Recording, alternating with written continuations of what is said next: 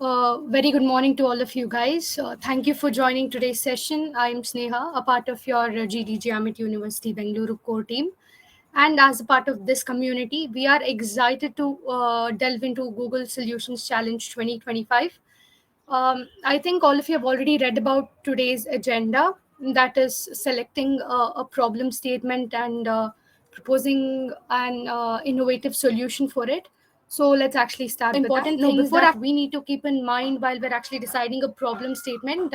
Like I told, the very first point is identifying your passion and interest. Whenever you're choosing a problem statement, I mean, how will you know amongst all those 34 different problem statements, how will you know which one is the one which you want to choose, right? So what you have to do is you have to identify your interests in the technical field, and which it might be AIML, it might be blockchain, or it might be anything. So identify your interest and your problem statement. You choose a problem statement which is aligning perfectly with your interest. So that keeps you motivated till the end, because this is not a small journey, it's a very long journey. This entire hackathon process, it started from January and it's going to go till almost July. The final round is going to be in June or July.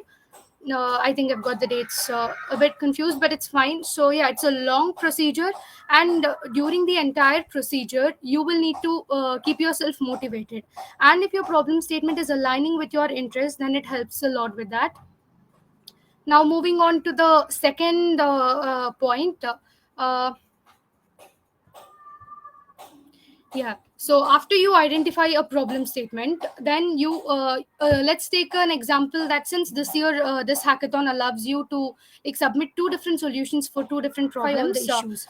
So when you understand the problem statement is when you will be actually able to give a proper solution for it. So keep in mind that you have to look at that, do a proper research on that problem statement, and look at what all the issues which are not written in the problem statement, and you have to also propose a solution for those issues you identify. Now we'll move on to the third point, hackathon. So millions of people around the globe will actually submit their solution for it, for problem statements. And if your solution needs to stand out in front of the judges who are looking at all the solutions, then you have to be a little bit of unique, right? Your solution needs to be very unique. So this helps a lot. There are 17 sustainable development goals proposed by United Nations, which actually address all the real world crisis in today's real world. So yeah, you have your solution needs to be aligned with that one of those 17 sustainable development goals. Like it's already written here, ensure your problem connects to one or more of 17 sustainable development goals. uh, okay, guys, just a second, I think the presentation stopped.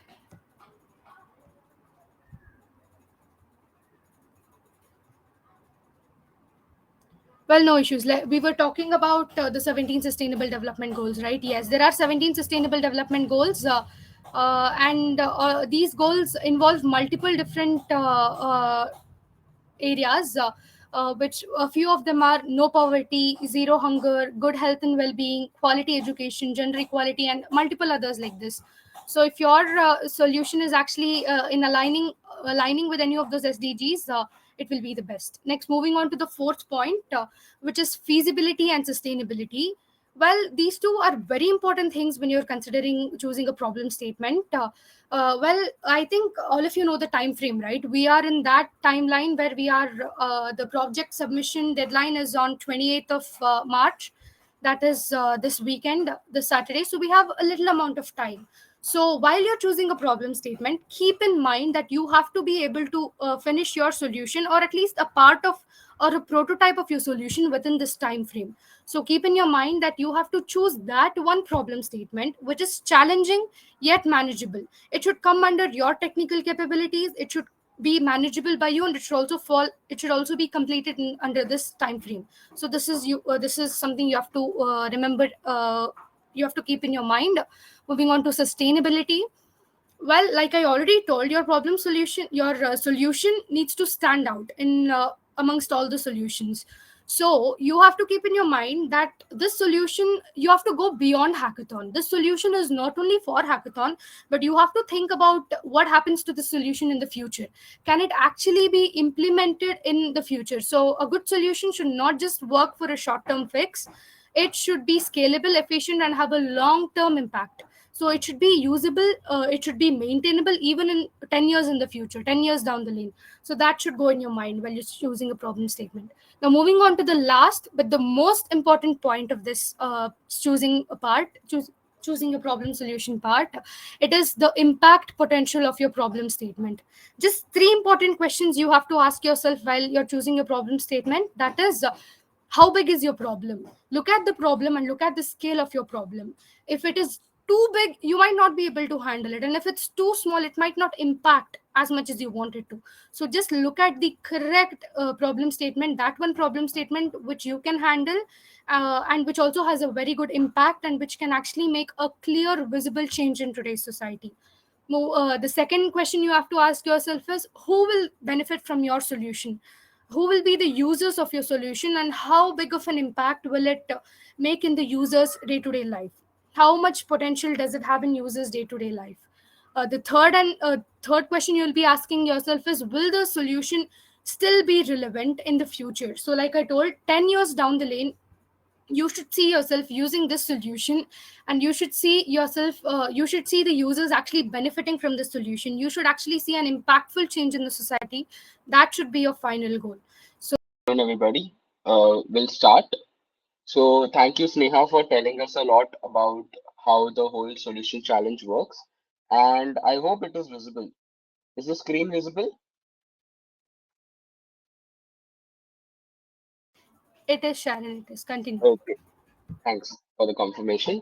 Okay. So, first of all, we have certain things that we have to submit without fail.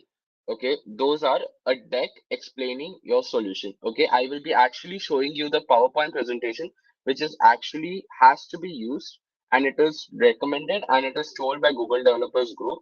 It is in the website. I will be showing you that. I will also be going deep into what all should be there in the PPT. But the PPT has to be submitted, and also a video of 3 minutes. So a video you have to record, you can explain. In the next slide, I'll be telling you what all should you be explained in the 3 minute long video. And there's a working MVP link. Okay, so what exactly is the MVP? MVP is a minimum viable product, which basically means that your product, your solution is actually doable. It is actually implemented in a real world use case. So let's say you can give GitHub repositories link, which is a pages repository link, or you could upload it into certain live websites where you can host it. And that is exactly what your MVP link is. And obviously, we will have our GitHub repository where you will be uploading your all the data set or your code to the problem.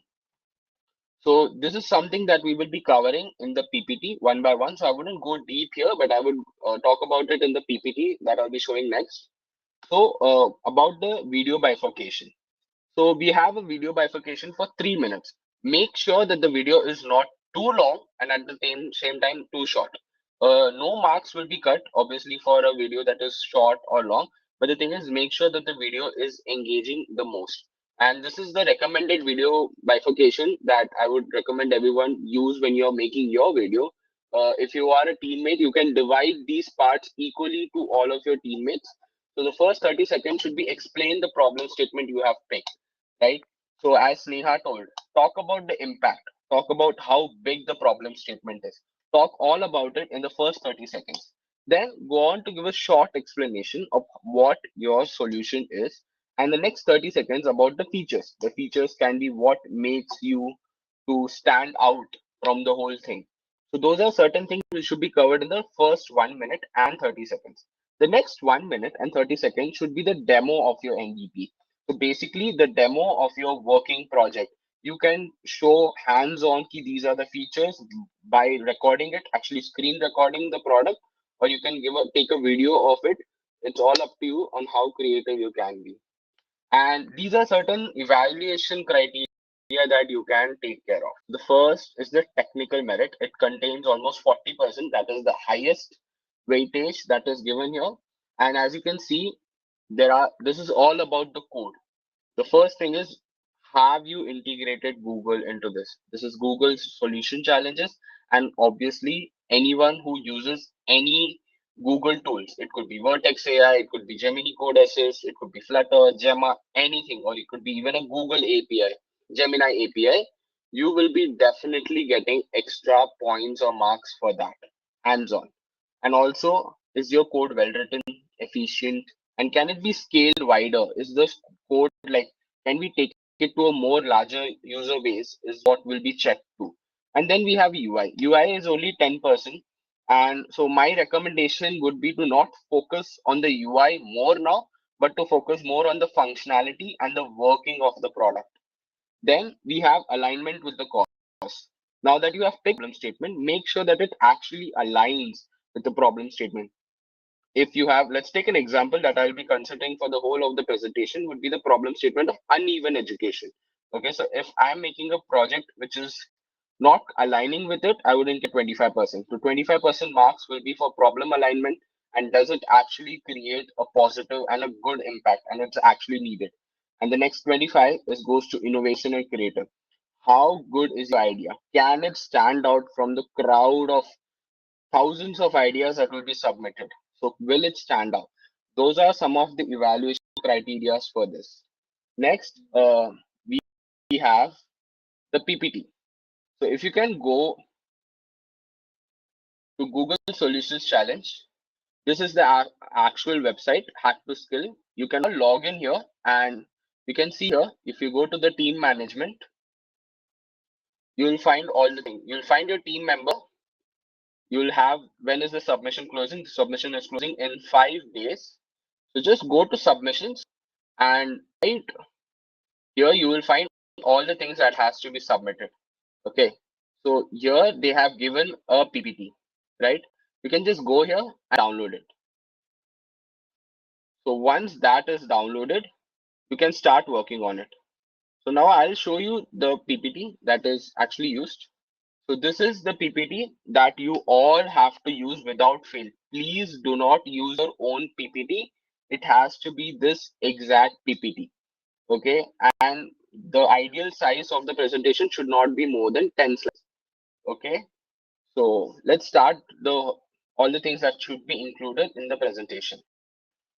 First, obviously the team name, the team leader's name, and the problem statement. That's slide one. And then should be a brief about your solution. What exactly is the that you're tackling and what is your solution to it should be addressed in this slide. Next, we have opportunities. How different from any other existing ideas? That all we have discussed. How creative are you? How innovative is the idea? Can it be scalable? What is the USP? USP is but unique selling proposition. What is the unique feature of your proposed solution that is not there for anybody else? Next, we have list of features offered by the solution. That could be again your USP, where you can talk about it more in depth and in detail. Then we have a process flow diagram. I'll actually try to show you the process flow diagram so you guys will understand it. Okay, this is a process flow diagram. You can see on my right side of the screen, you will see a proper flow chart kind of a structure. This is exactly how you can make your process flow structure diagram. So what exactly does is basically you are telling them how the whole system works. Okay, so as I said, I will be taking the example of uneven access to education, uneven access to quality education, or the problem statement taken. So this is a flow chart for that. So basically, the product that is made is that it will take the picture of the kid who is standing in front of the computer or the mobile app, and it will actually scan their face from a database, collect what type of a learner they are, and based on that, it will give a specialized prompt to the Gemini. We have actually integrated Gemini 1.5 Flash API, and it will go to Gemini and it will give the answer. So this is exactly what I have described here in the process flow. They will use facial recognition, and then they can have their interaction mode. Do I want to chat with it? Do they want to talk? And if they have, and afterwards it goes to internet connection online. We have an API embedded. If it's not, we have some fallback function. So this is exactly how your process flow diagram should be. Well, after your process flow diagram, we have wireframes and mock diagrams of the proposed solution.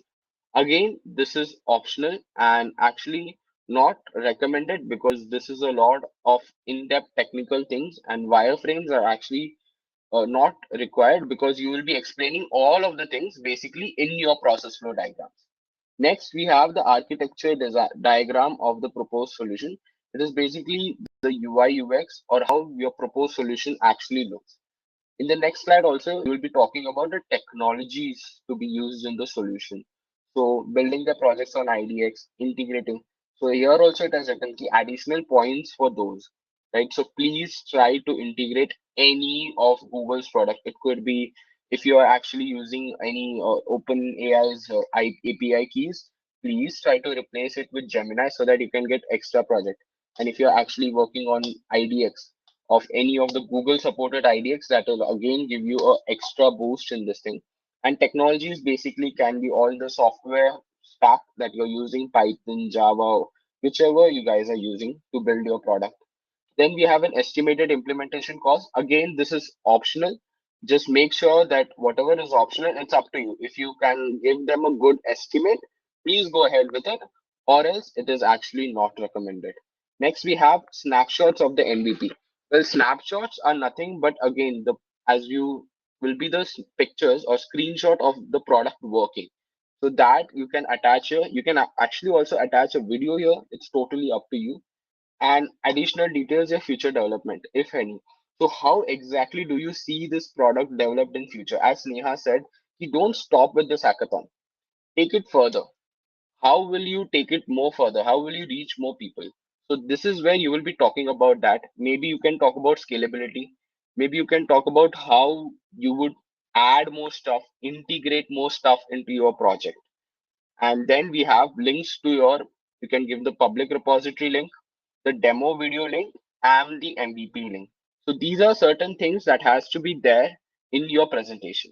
So now that we are done with the presentation, we'll come to the next link. So let's say I have done the problem statement. Here, if you just click here, you will get a lot of problem statements. As you can see, we have all the problem statements. Right? You can pick any one, whichever one you have chosen. So I have taken uneven access to quality education and digital ink. I'll just I'll just click that, and there you have upload your project deck or presentation. You can upload your PDF here directly, and there we have our MVP link. So coming to MVP link, MVP link is nothing. If you have a working product, you can actually give your MVP link. But let's say because of you couldn't actually finish it properly, but you have certain code, right? You can actually give your Google Drive link here. You can just go to Google Drive and you can just upload. Like if I can just go there and upload the file that I have used for this,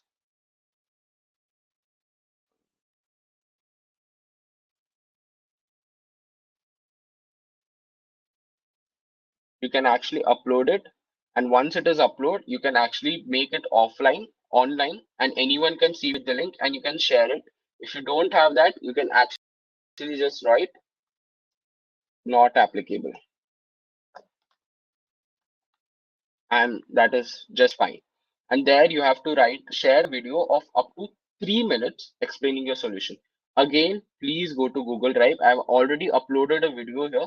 So it's a pseudo video. So you can just go to here, share, and just work on this option. Now you can see that there is the access thing. So make sure that it is not restricted. Generally, it will be restricted. You have to change the restriction to anyone with a link.